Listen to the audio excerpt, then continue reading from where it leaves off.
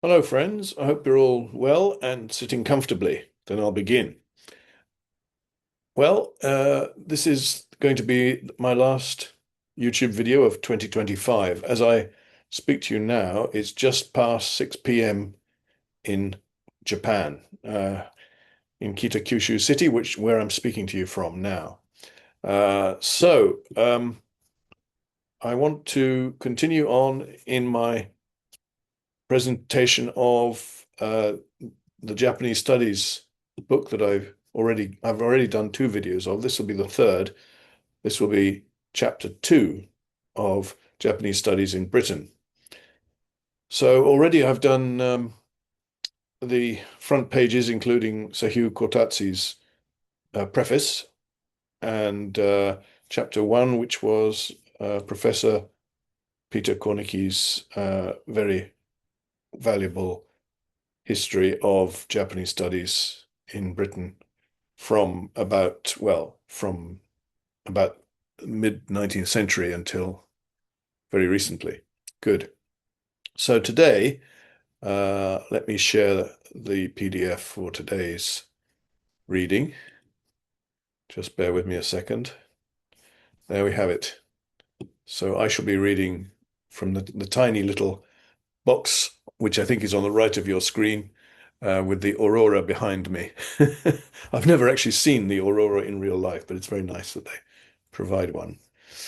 Okay, so chapter 2, British Missionaries and Japanese Studies in Pre-War Japan. Hamish Ion, Professor Hamish Ion is, I understand it, a professor emeritus of a university in Canada. All right, so here we go. Introduction. Along with commerce and diplomatic recognition, the British set out to bring the benefits of Christianity to the Japanese in the mid-19th century. For the ordinary Japanese, who had little chance to travel, the British missionary was a microcosm of British society. The missionary, on the other hand, was engaged in personalized diplomacy, conducting Anglo-Japanese relations at a different level from the government-to-government variety practiced by Foreign Office diplomats. The Christian presses and missionary society journals and magazines in Britain ensured that, okay, I'm going to stop there and read the footnote below. So just a second. Footnote 1, relating to mid-19th century in the main text. The vast bulk of British missionaries in Japan belonged to the major Anglican and Scottish Presbyterian missionary societies. The Church Missionary Society, CMS, Low Church Anglican, which established a permanent British Missionary Society presence in metropolitan Japan in 1869. The Society for the Propagation of the Gospel in Foreign Parts, SPG, High Church Anglican, which opened its Japan work in 1873, and the Japan Mission of the United Presbyterian Church of Scotland, which began in 1874. For a history of the British missionary effort in Japan and its colonial empire, see A. Hamish Ion, The Cross and the Rising Sun, Volume 2, The British Protestant Missionary Movement in Japan, Korea, and Taiwan, 1865 to 1945. Waterloo, Ontario, Wilfrid Laurier University Press, 1993. The standard history of the Nippon Seikokai remains Nippon Seikokai Rekishi Hensan Iinkai, edited Nippon Seikokai Hyakunenshi, Tokyo Nippon Seikokai Kyomuin Bunsho Kyoku 1959. So, yes, the Nippon Seikokai is basically the Anglican church in Japan. Not actually a branch of the Anglican Church. It's a church on its own, but it's in the Anglican tradition, shall we say. And on Christmas Eve, I went to our local church, which is within easy walking distance, 20 minutes, which is a Nippon Seikokai, St. Andrews of Tabata. Okay, so I'm going to go back to the main text and read the final sentence. The Christian presses and missionary society journals and magazines in Britain ensured that missionary views reached a large audience.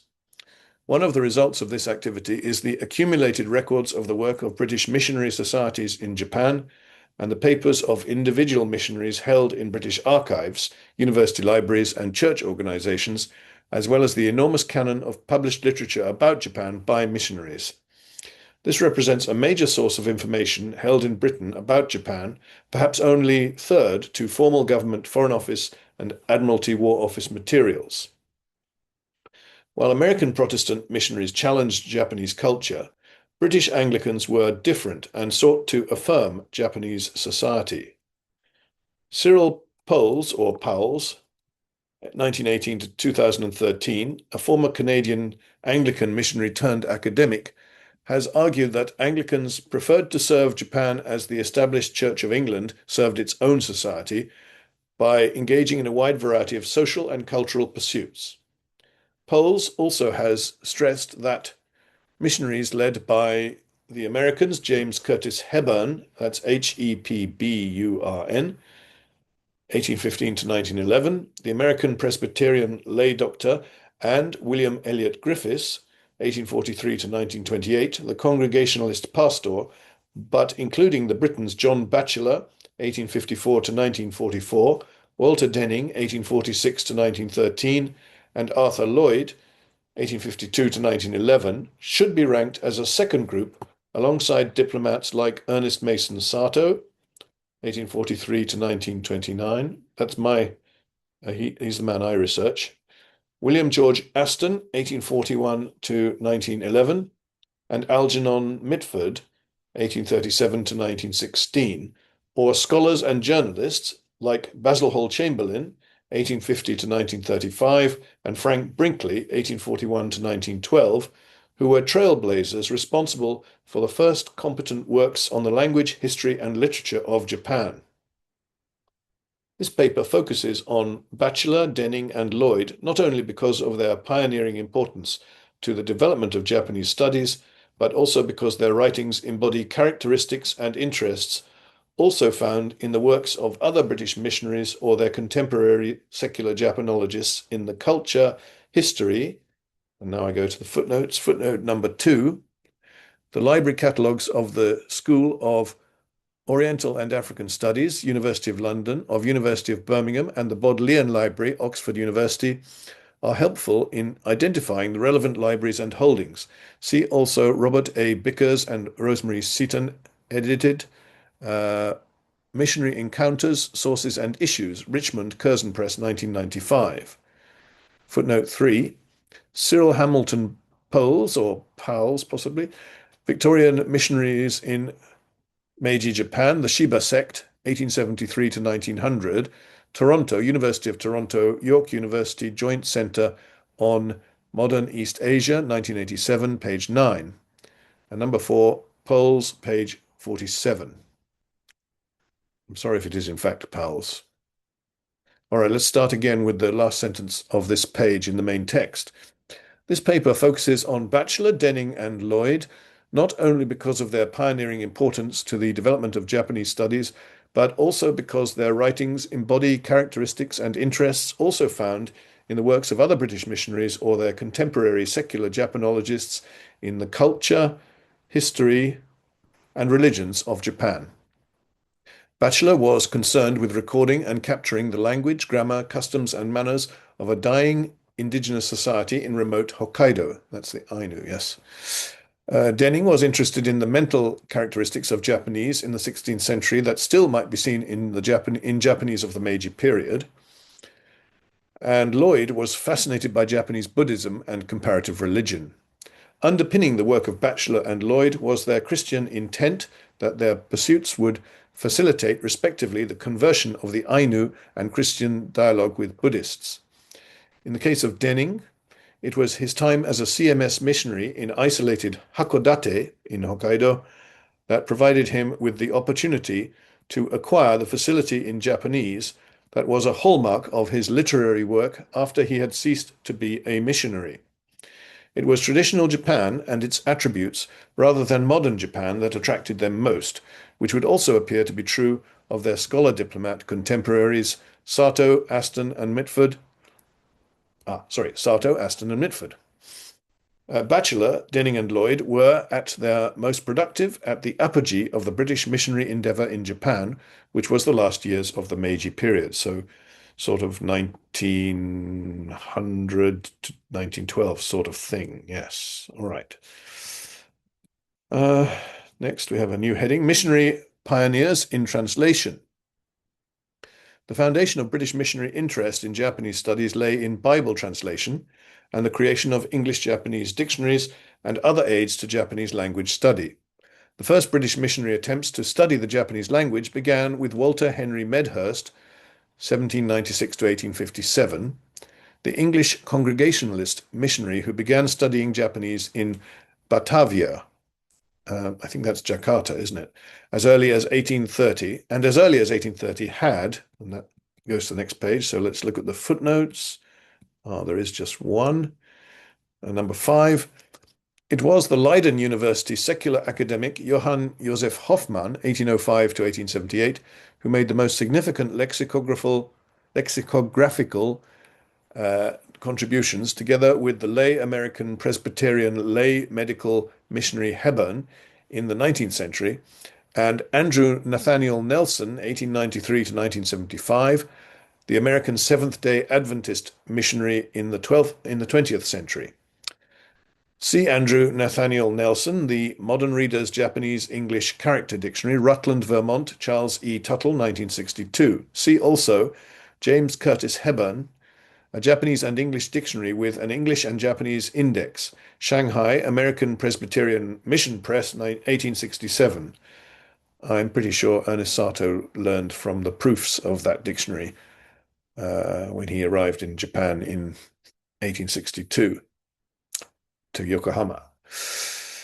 Hoffmann published a grammar in Dutch and English in 1867 and a dictionary in 1875. See Cynthia Viale, Japanese Studies in the Netherlands, in Nanyang Guo, edited. Japanese Studies Around the World, 2013, New Trends in Japanese Studies, Kyoto, International Center for Japanese Studies, 2013, pages 117 to 126. Okay, I'll begin again with the main text. Missionary Pioneers in Translation. The foundation of British missionary interest in Japanese studies lay in Bible translation and the creation of English-Japanese dictionaries and other aids to Japanese language study. The first British missionary attempts to study the Japanese language began with Walter Henry Medhurst, 1796 to 1857, and the English Congregational missionary, the English Congregationalist missionary, who began studying Japanese in Batavia, and as early as 1830 had printed an English-Japanese-Japanese-English vocabulary. Carl Friedrich August Gutzlaff, 1803 to 1851, published in Singapore in 1837 the first Japanese version of the Gospel of John by a Protestant missionary. That's St. John, isn't it? Bernard Jean Bettelheim, 1811 to 1870, the pioneer missionary of the Luchu Naval Mission. Well, Luchu is Ryukyu, which is Okinawa.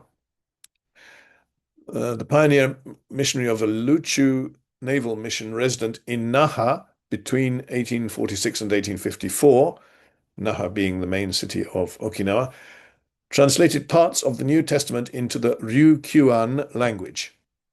Aids to Japanese language use were also helpful. John Liggins, 1829 to 1912, the Wiltshire-born Protestant Episcopal missionary who arrived in Nagasaki in 1859, published in Shanghai in 1860 familiar phrases in English and Romanized Japanese. Yet more important, because it allowed educated Japanese familiar with Chinese language the possibility to read the Bible, was the publication in Shanghai of a combined edition of the New and Old Testament in Chinese in 1864. The translation of the Bible into Japanese by missionaries resident in Japan reached a crucial stage in 1872 when an interdenominational translation committee for the publication of the New Testament was formed in Yokohama. Although this was led by the American missionaries Hebburn, Samuel Robbins Brown, 1810 to 1880, and Daniel Crosby Green, 1843 to 1911, It also came to include William Ball Wright, 1843 to 1912 of the SPG, and John Piper, 1840 to 1932 of the CMS. This committee was able to publish the major works of translation between 1876 and 1880 as the various parts of the New Testament were finished. Okay, and let's go to the footnotes at the bottom. Footnote 6. See Sugimoto Tsutomu, Seiyojin no Nihongo Hakken, Gaikokujin no Nihongo Kenkyushi, Tokyo, Kodansha, 2008, pages 302 to 303. Footnote 7. See Ebisawa Arimichi, Nihon no Seisho, Seisho Wayaku no Rekishi, Tokyo, Nihon Kiristo-kyodan Shuppankyoku, 2005 edition, pages 107 to 108. Footnote 8. See Ebisawa, page 126, 128. See also Nihon Seisho Kyokai Hyakunenshi, Centenary History of the Japan Bible Church, I think it is.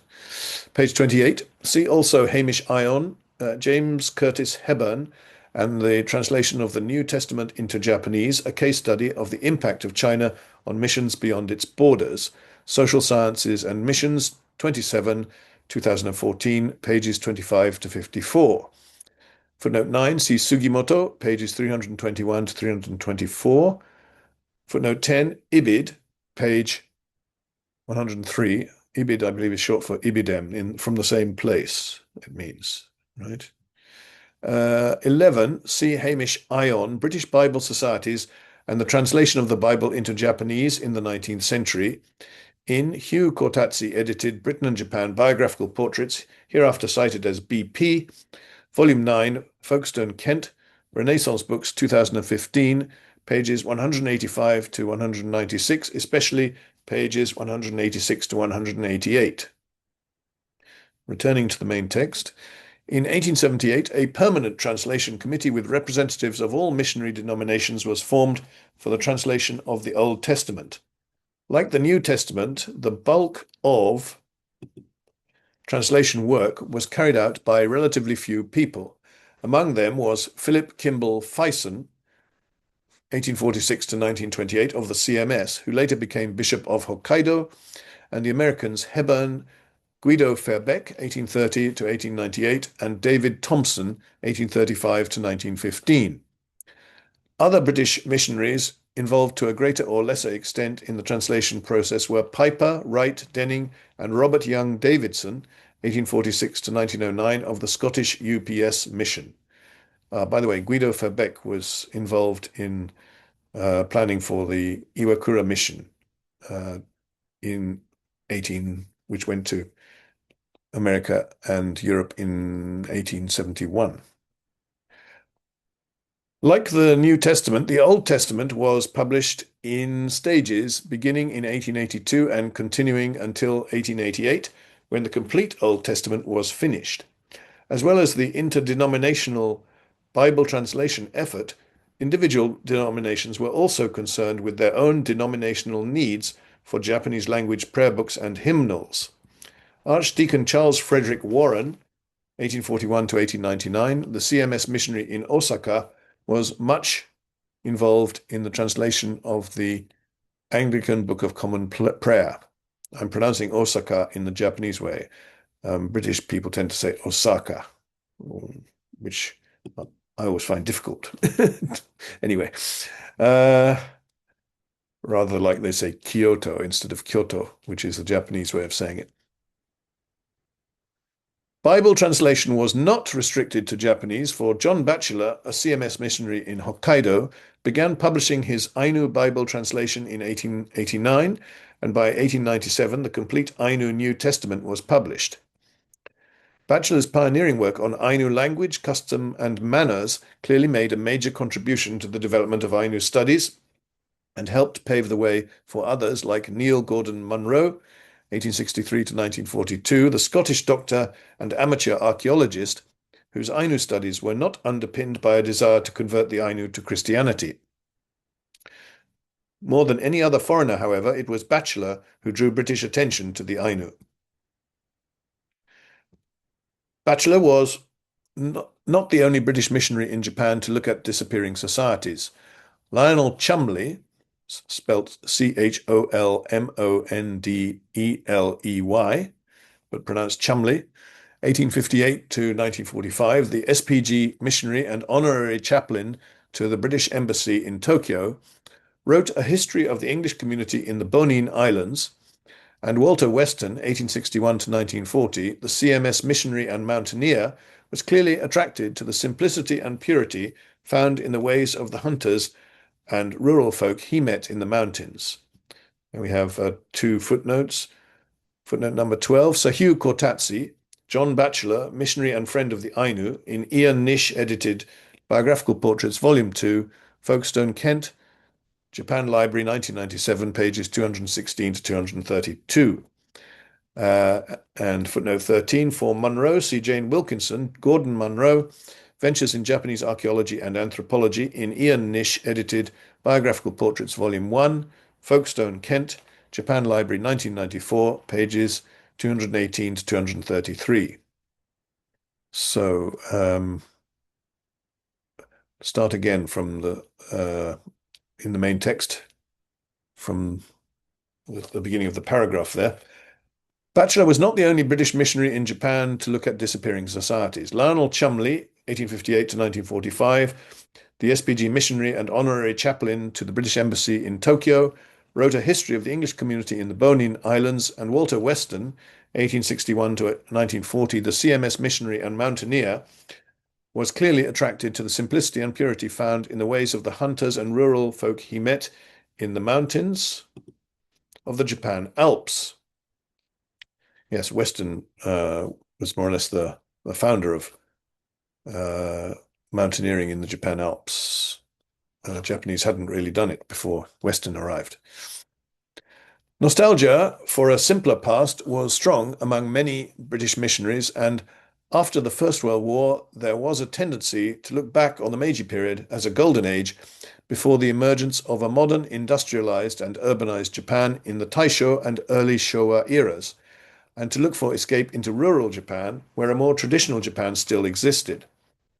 Batchelor chose to live for over half a century in Hokkaido, away from the clamor of modernizing Honshu.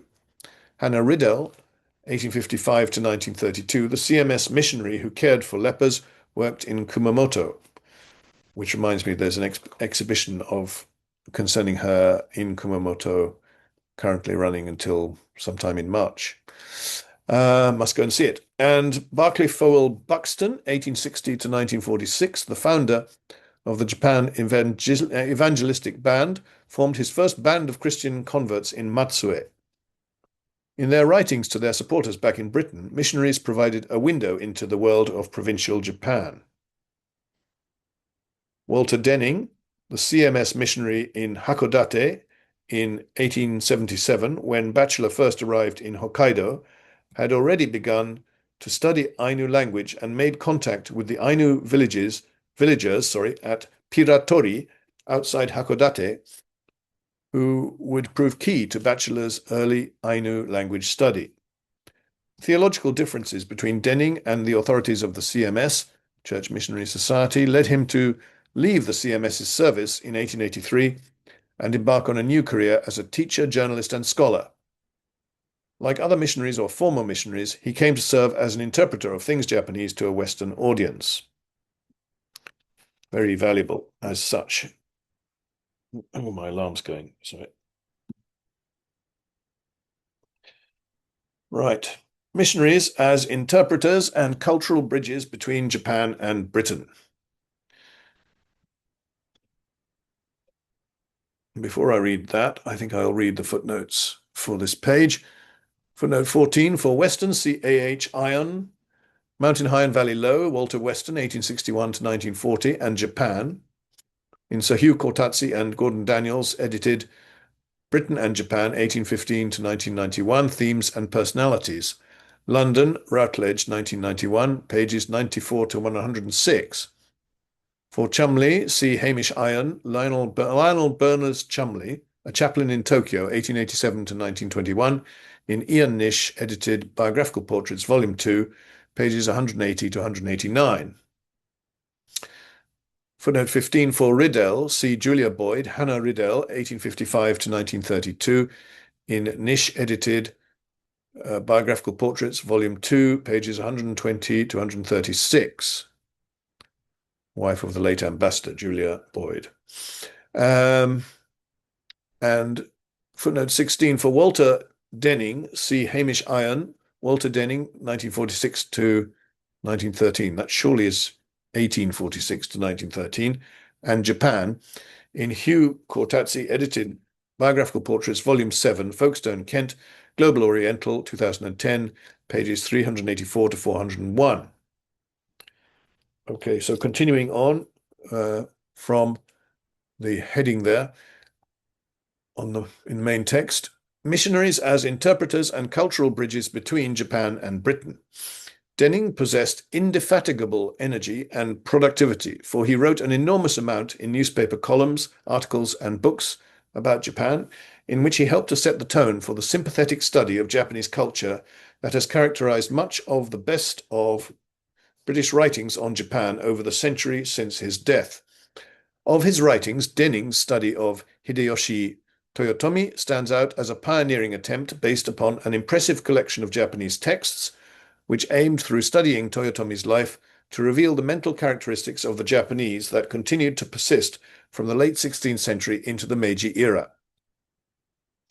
Clearly, there was a Western audience eager to find out what traditional mental characteristics of the Japanese helped to bring success to Meiji Japan. Unfortunately for Denning, it was Nitobe Inazo, 1862 to 1933, the American-educated Quaker and educator, who was able to provide the popular answer with his bestseller Bushido, The Soul of Japan. Denning, however, was at the forefront of the British exploration of the late 16th century. Denning's language ability, already demonstrated in his translation work on the Old Testament, allowed him to research deeper into Japanese history than many of his former missionary colleagues. His work on the field was in keeping with that of James Murdoch, 1856 to 1921, the historian, and he was also on friendly terms with Lafcadio Hearn, 1850 to 1904, with whom he shared an interest in traditional tales, and with Basil Hall Chamberlain. Arthur Lloyd, the SPG missionary, teacher, and pioneer in the study of Japanese Buddhism, rivaled Denning in literary output and energy. Unlike most of his European contemporaries who approached Buddhism from Indian studies, Lloyd investigated Buddhism from Japan, primarily the indigenous Shin and Nichiren traditions. Like some of Batchelor's more technical Ainu studies and Denning's literary surveys, much of Lloyd's early work was published in the 1890s in the Transactions of the Asiatic Society of Japan, for the Asiatic Society of Japan wanted to ensure that valuable information that could not find a publisher elsewhere was put on record. Later, Lloyd's articles on Buddhism were coming off and then I will read the footnotes for this page. Footnote 17, Walter Denning, The Life of Toyotomi Hideyoshi, 3rd edition, with preface, notes, and an appendix by M.E. Denning, London, Kegan Paul Trench Trubner, 1930. The first edition of this book was published by Hakubunsha in Tokyo in 1888.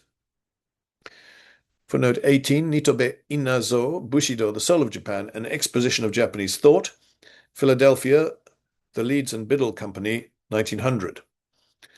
Footnote 19, for Arthur Lloyd, see Hamish Ion, Arthur Lloyd, 1852 to 1911, and Japan, Dancing with Amida, in Hugh Cortazzi, edited Biographical Portraits, Volume 7, Folkestone, Kent, Global Oriental, 2010, pages 402 to 419. Starting with the last sentence on the main text on this page. Later, Lloyd's articles on Buddhism were coming off the presses of at least 5 countries in English, German, and Japanese. By the time of his death, Lloyd was at the forefront in the effort to open a dialogue between Christians and Buddhism.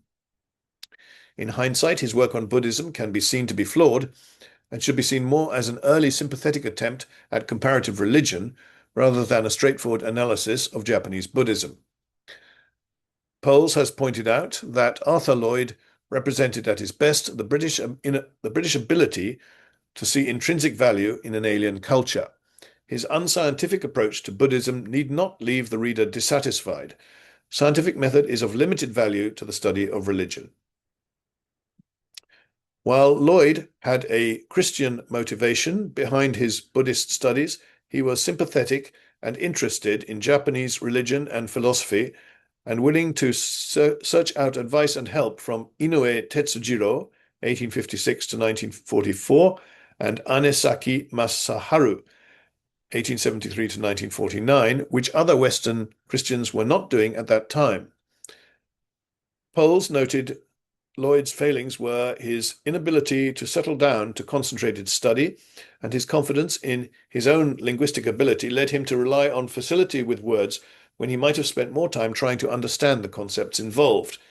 In common with many liberals of his day, he never grasped completely the problems involved with the relativity of history and cultures. Anisaki noted about Lloyd's The Creed of Half Japan, in which Lloyd attempted to show that Shingon Buddhism was greatly influenced by Manichaeism, which Anisaki found inconclusive, that his work is often marked by hasty conclusions, yet his suggestions are valuable and await further investigation. While Lloyd's ideas about Buddhism might be flawed, they were thought-provoking and worthy of further investigation. It was left, however, to August Karl Reischauer, 1879 to 1971, the American Presbyterian missionary. Should that be August Karl Reischauer? If he's American, I suppose so. And Sir Charles Norton Edgecombe Elliot, 1862 to 1931, the diplomat, to write studies of Japanese Buddhism that garnered more popularity than Lloyd's thought-provoking work.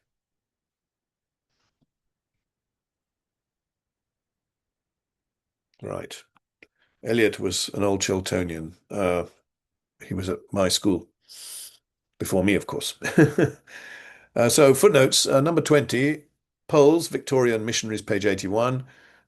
21, Ibid, pages 82 to 83. 22, Ibid, page 81.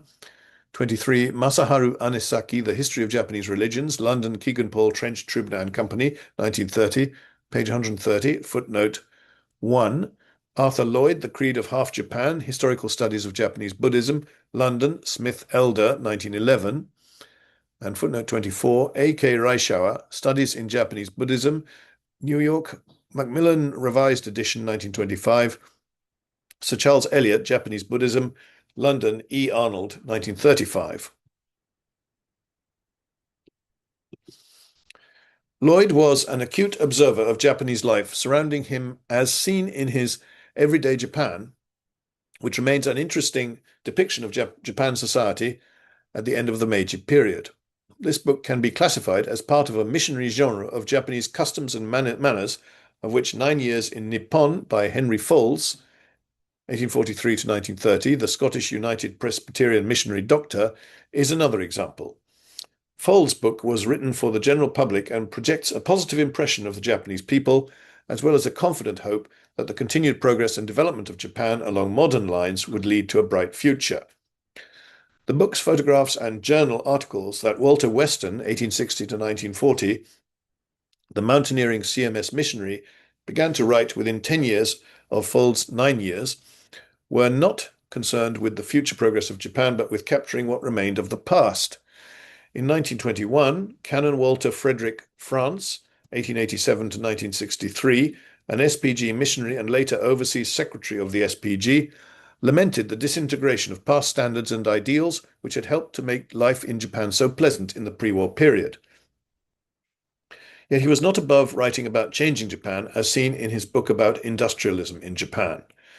John Cooper Robinson, 1859 to 1926, a Canadian Anglican missionary resident in Nagoya and amateur photographer, made a large collection of photographs covering the transitional years from Meiji to Taisho, which was described by the late Marius Jansen, 1922 to 2000, of Princeton University, as having laid to rest many of the questions East Asian scholars have debated for years. Missionaries were also a British presence in metropolitan and provincial Japan. In 1878, Isabella Bird Bishop, 1831 to 1904, and I go to the footnotes. on this page, in which there are quite a few. Yeah, looks like. Okay, footnote 25, Arthur Lloyd, Everyday Japan, written after 25 years residence and work in the country. London, Cassell, 1909. Footnote 26, Henry Fowles, 9 years in Nippon, Sketches of Japanese Life and Manners, Boston, Couples and Herd, 1888. 27, Ion, The Cross and the Rising Sun, page 197, Canon France and Audrey M. Henty, 1878 to 1970, a CMS missionary and niece of the famous author, taught Japanese to servicemen students at the School of Oriental and African Studies in London, and so could take some credit for teaching some of those who would later in civilian life go on to become leading figures in post-war British-Japanese studies. See Oba Sadao, Senchu Rondon Nihongo Gakko, Tokyo, Chuo Koronsha, 1988, page 51.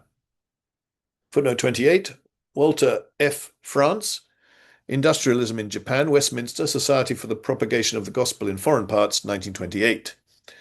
Footnote 29, From Wycliffe to Japan, John Cooper Robinson, Wycliffe College, University of Toronto, Insight, Winter 2012, page 1. The over 2,500 photographs are destined to be housed at the Museum of Anthropology at the University of British Columbia, Vancouver, BC, Canada.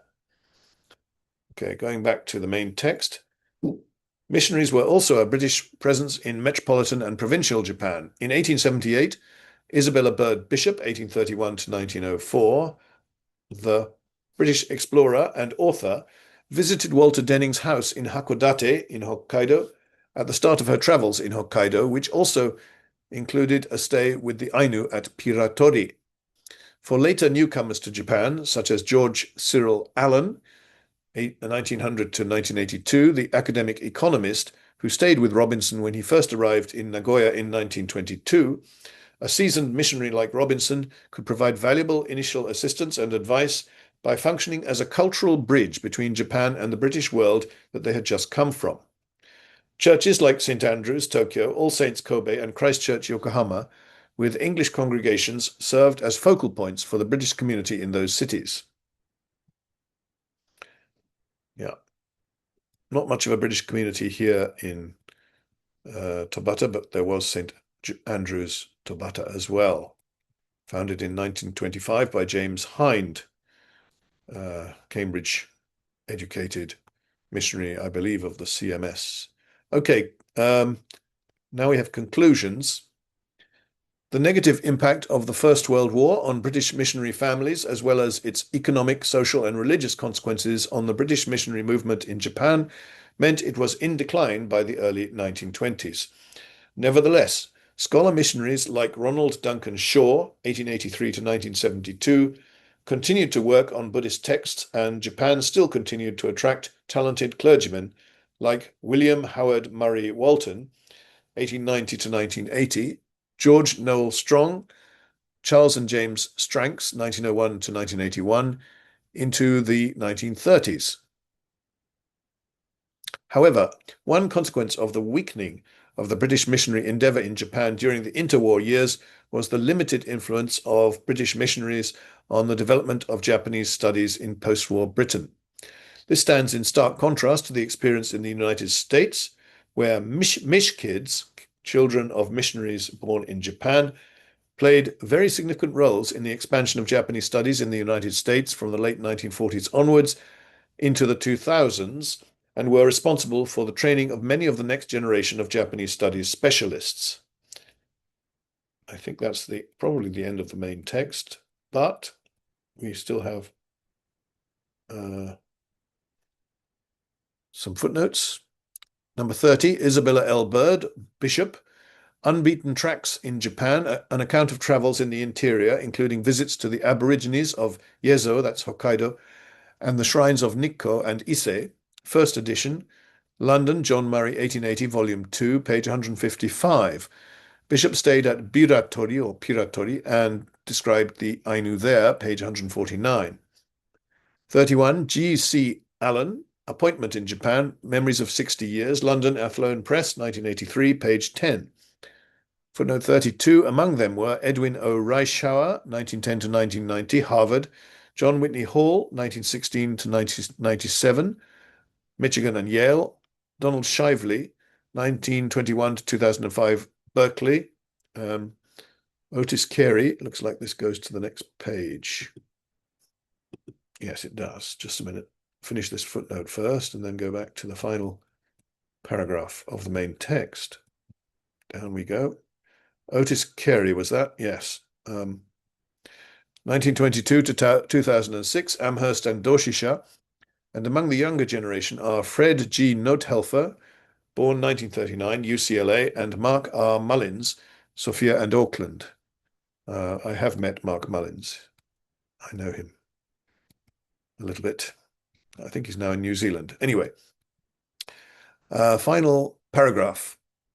This does not detract, however, from the considerable role that British missionaries in Japan made to the development of Japanese studies before the war. The British Anglican affirmation of Japanese society led to a missionary approach to Japanese culture and religion based on sympathy, tolerance, and appreciation for many Japanese traditional values.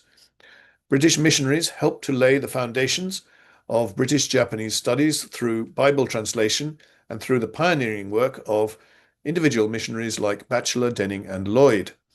The British missionary endeavour in Japan has left behind an enormous resource for the study of pre-war Japan in its accumulated records, and the contribution of British missionaries to the development of British-Japanese studies will continue to grow as researchers make use of this resource. That's very interesting. So thank you and well done to the missionaries for all of their research and efforts which they have documented and which subsequent generations can investigate. All right, so it's almost time to stop the share. I just have a quick look and see what chapter 3 is. Yes, it's J.E. Hoare, James Edward Hoare, or Jim Hoare, as I know him, British consular and military officers in Japan before 1941. And hopefully I'll be reading that in due course in the new year. So let me stop this share. And it only remains for me to thank you for persevering with me if you've got this far. I think the missionaries are a very interesting story in Japan, and they sometimes get forgotten, which is a shame, because they were a pretty important part of what was happening and the contacts between the West and Japan. And so I thank Professor Ion for his very scholarly and distinguished contribution to this, to our understanding, shall we say. Okay, fine. I think without further ado, I will stop now. There will be links to other videos on this end screen. Thank you and goodbye for now.